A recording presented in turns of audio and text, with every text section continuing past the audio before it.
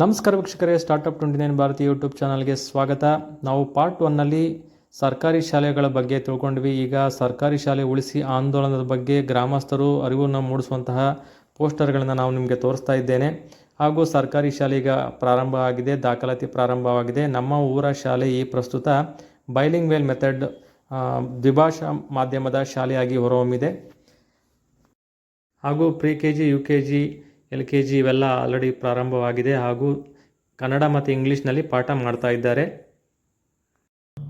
ಸರ್ಕಾರಿ ಶಾಲೆ ಉಳಿಸುವ ಸಲುವಾಗಿ ನಾವೊಂದಿಷ್ಟು ಜನ ಸ್ನೇಹಿತರು ಇಂದಿನ ಹಳೆ ಶಾಲೆ ವಿದ್ಯಾರ್ಥಿಗಳು ಎಲ್ಲ ಒಟ್ಟುಗೂಡಿ ಈ ಶಾಲೆನ ಹೆಂಗಾದ್ರೂ ಮಾಡಿ, ಈಗ ಆಲ್ರೆಡಿ ಕರಡಗಡೆ ಬಾರಾಡಿನಲ್ಲಿ ಶಾಲೆ ಆಲ್ರೆಡಿ ಮುಚ್ಚೋಗಿದೆ. ಮಾವಿನಕೆರೆಯಲ್ಲೂ ಇದೇ ರೀತಿ ಪರಿಸ್ಥಿತಿ ನಾಳೆ ನಾಡದಲ್ಲಿ ಬರಬಾರದು ನಾವು ಒಂದೇ ಉದ್ದೇಶ ಇಟ್ಟು ನಿಂತ್ಕೊಂಡು, ಮತ್ತೆ ಹಾಗೆ ಒಂದು ಕ್ವಾಲಿಟಿ ಆಫ್ ಎಜುಕೇಶನ್ ಬರೀ ಪ್ರೈವೇಟ್ ಖಾಸಗಿ ಶಾಲೆಯಲ್ಲಿ ಅಷ್ಟೇ ಸಿಗೋದಿಲ್ಲ, ಸರ್ಕಾರಿ ಶಾಲೆನೂ ಸಿಗ್ತಾರೆ. ಅದನ್ನ ಪೇರೆಂಟ್ಸ್ಗೆ ಮನವರಿಕೆ ಮಾಡ್ತಾ ಮಕ್ಕಳನ್ನ ಗ್ರಾಮೀಣ ಪ್ರದೇಶದ ಸರ್ಕಾರಿ ಶಾಲೆಗಳನ್ನ ಸೇರಿಸಿ ಹಣ ಉಳಿತಾಯ ಮಾಡಿ, ಸಮಯ ಉಳಿತಾಯ ಮಾಡಿ, ಮಕ್ಕಳ ಸುರಕ್ಷತೆ ಬಗ್ಗೆ ಹೆಚ್ಚಿನ ಗಮನ ಕೊಡ್ತಾ, ನಮ್ಮ ಮಕ್ಕಳು ಬಸ್ಗಳಲ್ಲಿ ಹೋಗ್ತಾರೆ ಪ್ರೈವೇಟ್ ಸ್ಕೂಲ್ಗೆ, ಏನ್ ಮಾಡ್ತಾರೆ ಏನು ಗೊತ್ತಿರಲ್ಲ, ಏನ್ ಸುರಕ್ಷತೆ ಬಗ್ಗೆ ಯಾವ ಟೀಚಿಂಗ್ ಮಾಡ್ತಾರೆ, ಯಾವ ಕ್ವಾಲಿಫೈಡ್ ಟೀಚರ್ ಇದ್ದಾರೆ, ಏನ್ ಪಾಠ ಮಾಡ್ತಾರೆ, ಏನ್ ಪಾಠದಲ್ಲಿ ಏನ್ ನ್ಯೂನತೆ ಇದೆ, ಯಾರಾದ್ರೂ ಕೇಳಿದ್ರೆ ಪ್ರೈವೇಟ್ ಸ್ಕೂಲ್ ಶಾಲೆ ಮಕ್ಕಳು ಯಾರು ಓದ್ತಂತವ್ರು ಯಾರು ಇಲ್ಲ, ನೀವೇ ಸರ್ಕಾರಿ ಶಾಲೆ ಬನ್ನಿ. ಸರ್ಕಾರಿ ಶಾಲೆ ಉಳಿಸಿ ಆಂದೋಲನವು ಸರ್ಕಾರಕ್ಕೆ ತಲುಪಿದೆ ಎಂದು ತಿಳಿಸಿದ ಹಿರಿಯ ವಕೀಲರು ಹಾಗೂ ಮಾತೃ ಫೌಂಡೇಶನ್ ಸಂಸ್ಥೆಯ ಸಂಸ್ಥಾಪಕರು, ಇವರು ಪರಿಸರ ಸಂರಕ್ಷಣಾವಾದಿಗಳು ಆರ್. ಚಂದ್ರು ಅವರಿಂದ ಅತ್ಯುತ್ತಮ ಶ್ಲಾಘನೆ ವ್ಯಕ್ತವಾಗಿದೆ. ಬನ್ನಿ ಅವರ ಹತ್ರ ಮಾತಾಡೋಣ. ನಮ್ಮ ಸದಸ್ಯರಾದ ಚಂದ್ರಶೇಖರ್ ಅವರು ಒಂದು ಹಿರಿಯ ವಿದ್ಯಾರ್ಥಿಗಳೆಲ್ಲ ಸೇರ್ಕೊಂಡು ಸರ್ ನಮ್ಮ ಮಾವಿನಕೆರೆ ಗ್ರಾಮದಲ್ಲಿ ಸರ್ಕಾರಿ ಶಾಲೆ ಉಳಿಸುವ ಆಂದೋಲನ ಮಾಡ್ತಾ ಇದ್ವಿ ಸರ್, ಒಳ್ಳೆ ಕಾನ್ಸೆಪ್ಟ್ ಸರ್ ಹೆಂಗೆ ಅಂತ ಕೇಳಿದ್ರು. ಇಲ್ಲ, ಅದು ಒಳ್ಳೇದು, ತುಂಬಾನೇ ಒಳ್ಳೆಯದು. ಯಾಕೆಂದ್ರೆ ನಾವು ಸರ್ಕಾರಿ ಶಾಲೆಯಲ್ಲೇ ಓದಿ ಇವತ್ತು ಈ ಮಟ್ಟಕ್ಕೆ ನಾವು ಜೀವನ ಕಟ್ಕೊಂಡಿದ್ದೀವಿ. ಸರ್ಕಾರಿ ಶಾಲೆನ ನಾವು ಕಂಡಮ್ ಮಾಡಬಾರ್ದು, ಕೀಳರಿನಿಂದ ನೋಡಬಾರ್ದು, ಒಳ್ಳೆ ಕಾರ್ಯಕ್ರಮ ಮಾಡಿ ಅಂತ ಹೇಳಿದ್ವಿ. ಸೊ ನಮ್ಮನ್ನು ಸಹ ಕರೆದಿದ್ರು. ಹೋದ್ವಾರ ನಾವು ಅದೇ ಹೇಳೋದಲ್ಲ, ಗಿಡಕ್ಕೆ ನೀರು ಹಾಕೊಂಡು ಭಾನುವಾರ ಹೋದಾಗ ತುಂಬಾ ಸಂತೋಷ ಆಯ್ತು ನನಗೆ. ಹೋದ್ವಾರ ಮಾರ್ಚ್ ಮಾವಿನಕೆರೆಗೆ ನನ್ನನ್ನು ಸಹ ಕರೆದಿದ್ರು. ಹೋದಾಗ ತುಂಬಾ ಖುಷಿ ಆಯ್ತು ನನಗೆ. ಯಾಕಂದ್ರೆ ಇದರಲ್ಲಿ ಹೆಚ್ಚಿನ ಕೊಡುಗೆ ಮತ್ತೆ ಏನು ಮೊನ್ನೆ ಹೋರಾಟದಲ್ಲಿ ಆಂದೋಲನದಲ್ಲಿ ಚಂದ್ರು ಮತ್ತೆ ಅವರ ಸ್ನೇಹಿತರದಿತ್ತು ನೋಡಿ. ನಿನ್ನೆ ಸರ್ಕ್ಯುಲರ್ ಇಶ್ಯೂ ಆಗಿದೆ. ಮಾನ್ಯ ಶಿಕ್ಷಣ ಸಚಿವರು ಮಧುಬಂಗಾರಪ್ಪನವರು ಒಂದು ಸರ್ಕ್ಯುಲರ್ ಇಶ್ಯೂ ಮಾಡಿದ್ದಾರೆ. ಎಲ್ಲಾ DC ಜಿಲ್ಲಾಧಿಕಾರಿಗಳಿಗೂ ಸರ್ಕಾರಿ ಶಾಲೆ ಉಳಿಸಿ ಆಂದೋಲನ ಮಾಡಿ ನೋಡಿ, ಮಾವಿನಕೆರೆಯಲ್ಲಿ ಮೊನ್ನೆ ಮಾಡಿ ತರ ಯಶಸ್ವಿಗೊಳಿಸಿದ್ದಾರೆ. ಅದೇ ತರ ನೀವು ಎಲ್ಲಾ ಜಿಲ್ಲೆಗಳಲ್ಲೂ ಈಗ ಮಾರ್ಚ್ ಮತ್ತೆ ಜೂನ್ ಒಳಗಡೆ ಆಂದೋಲನ ಮಾಡಿ ಪ್ರತಿ ಮನೆಗೂ ಹೋಗಿ ಮಕ್ಕಳನ್ನ ಹೆಚ್ಚಿಗೆ ಸೇರಿಸಲಿಕ್ಕೆ ಪ್ರಯತ್ನ ಪಡಿ ಅಂತ ಒಂದು ಸರ್ಕ್ಯುಲರ್ ಸಹ ಇಶ್ಯೂ ಆಗಿದೆ. ಆ ಕ್ರೆಡಿಟ್ ಇವರ ಒಂದು ತಂಡಕ್ಕೆ ಹೋಗುತ್ತೆ ಅಂತ ನಾನು ಹೇಳಲಿಕ್ಕೆ ಇಷ್ಟಪಡ್ತೀನಿ. ಸಂತೋಷ.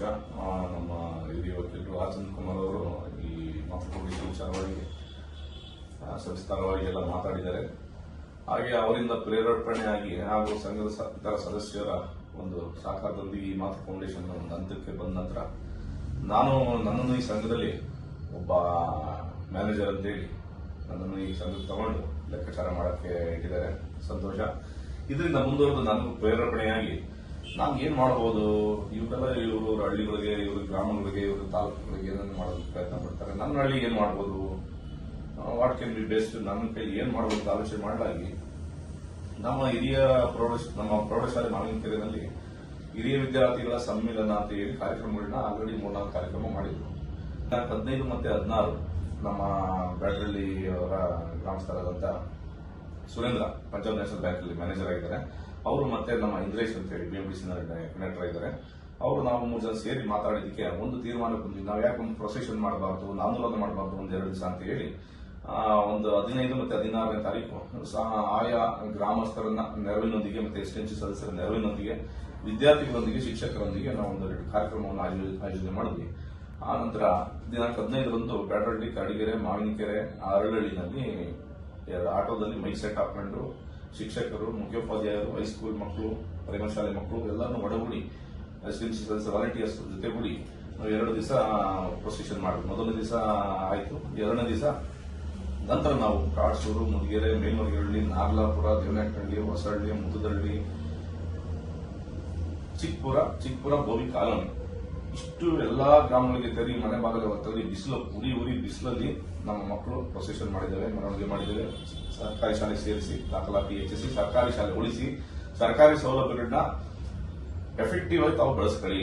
ಸರ್ಕಾರಿ ಶಾಲೆಯಲ್ಲಿ ಒಬ್ಬ ಕ್ವಾಲಿಫೈಡ್ ಟೀಚರ್ ಇರ್ತಾರೆ, ಒಂದು ನಿಮ್ಗೆ ಝೀರೋ ಫೀಸ್, ಮತ್ತೊಂದು ನಿಮ್ಗೆ ಶಾಲಾ ಆನ್ಯುವಲ್ ಡೇ ಫೀಸ್ ಇರಲ್ಲ, ಒಂದು ಸ್ಕೂಲ್ ಬುಕ್ಸ್ ಫೀಸ್ ಇರಲ್ಲ, ಒಂದು ಶೂ ಸಾಕ್ಸ್ ಇರಲ್ಲ, ಒಂದು ಟ್ರ್ಯಾಕ್ ಶೂಟ್ ಇರಲ್ಲ, ಯೂನಿಫಾರ್ಮ್ ಇರಲ್ಲ, ಬುಕ್ಸ್ ಇರಲ್ಲ, ಯಾವುದಕ್ಕೂ ಫೀಸ್ ಇರಲ್ಲ. ಅಂತ ಶಾಲೆಯನ್ನು ಯಾಕೆ ನೀವು ಯೂಸ್ ಮಾಡ್ಕೋಬಾರ್ದು? ಖಾಸಗಿ ಶಾಲೆಗೆ ಹೋದ್ರೆ ಒಂದು ಹೆಜ್ಜೆ ಇಟ್ರೆ ದುಡ್ಡು, ಹೆಜ್ಜೆ ಆಚೆ ಇಡುವಾಗ್ಲೂ ದುಡ್ಡು, ಸ್ಕೂಲ್ ಬಸ್ ಹತ್ತಕ್ಕೂ ದುಡ್ಡು, ಸ್ಕೂಲ್ ಬಸ್ ಹಿಡಿಯುವಾಗ್ಲೂ ದುಡ್ಡು. ಈ ತರ ಇರೋದ್ರಿಂದ ಜನರಲ್ಲಿ ಒಂದು ಅರಿವು ಮೂಡಿಸುವ ಕಾರ್ಯಕ್ರಮ 2 ದಿವಸ ನಾವು ಯಶಸ್ವಿಯಾಗಿ ಕೂಡ ಮಾಡಿದ್ವಿ. ಇನ್ನು ಮುಂದುವರೆದು ನಮ್ಮ ಶಕ್ತಾನುಸಾರ ನಾವು ಇನ್ನೂ ಬೇರೆ ತರ ಕಾರ್ಯಕ್ರಮವನ್ನು ನೆಕ್ಸ್ಟ್ ಅಕಾಡೆಮಿಕ್ ಇಯರ್ ನಾವು ಪ್ರಾರಂಭ ಮಾಡದಿದ್ದೀವಿ. ಮತ್ತೆ ಇನ್ನು ಇಂಗ್ಲಿಷ್ ಮಾಧ್ಯಮ ಶಾಲೆಯನ್ನಾಗಿ ನಮ್ಮ ಸರ್ಕಾರಿ ಪ್ರೌಢಶಾಲೆ ಮಾವಿನಕೆರೆಯನ್ನ ಈ ಮುಂದಿನ ಹಂತದಲ್ಲಿ ಯಾವ ರೀತಿ ಕೊಂಡೊಯ್ಯಬೇಕು ಅನ್ನೋದನ್ನ ಆಲೋಚನೆ ಮಾಡಿದ್ದೀನಿ. ಆ ತರ ನಾವು ಮಾಡ್ತೀನಿ. ಎಲ್ಲಾ ಸ್ನೇಹಿತರು ಪಾಸಿಟಿವ್ ಆಗಿ ನನಗೆ ಸಪೋರ್ಟ್ ಮಾಡಿದ್ದಾರೆ, ಮುಂದೋರು ಸಪೋರ್ಟ್ ಮಾಡ್ತಾರೆ ಅನ್ನೋ ಉದ್ದೇಶ ಇಟ್ಟುಕೊಂಡು ನಮ್ಮ ಮಾವಿನಕೆರೆ ಗ್ರಾಮಸ್ಥರು ಮತ್ತೆ ಅಕ್ಕಪಕ್ಕ ಹಳ್ಳಿಯ ಗ್ರಾಮಸ್ಥರು, ಶಾಲಾ ಶಿಕ್ಷಕರು, ಮುಖ್ಯೋಪಾಧ್ಯಾಯರು ಇವರೆಲ್ಲ ಒಳಗೂಡಿ ಮುಂದುವರೆದ ಕಾರ್ಯಕ್ರಮವನ್ನು ಇನ್ನೂ ಎಫೆಕ್ಟಿವ್ ಆಗಿ ಮನೆ ಬಾಂಧವ ಆಗಲಿ ಸರ್ಕಾರಿ ಸವಲತ್ತುಗಳನ್ನ ತಲುಪಿಸೋ ಕಾರ್ಯಕ್ರಮವನ್ನು ಮಾಡ್ತೀನಿ ಅನ್ನೋ ನಂಬಿಕೆ ನನಗಿದೆ. ಈ ಯೂಟ್ಯೂಬ್ ಚಾನಲ್ ಒಂದು ಮಧು ಅವರು ನಾನು ಕೇಳ್ಕೊಂಡಾಗ ಈ ರೀತಿ ಮಾಡಿ ಜನಗಳಿಗೆ ಮಾಹಿತಿನೂ ಬೇಕು, ಯಾವ ರೀತಿ ಏನ್ ಮಾಡ್ತಾ ಇದೀವಿ, ಏನು ನೆಕ್ಸ್ಟ್ ಪ್ಲಾನ್ ಅನ್ನೋದು ಸ್ವಲ್ಪ ಮಾಹಿತಿ ಬೇಕು.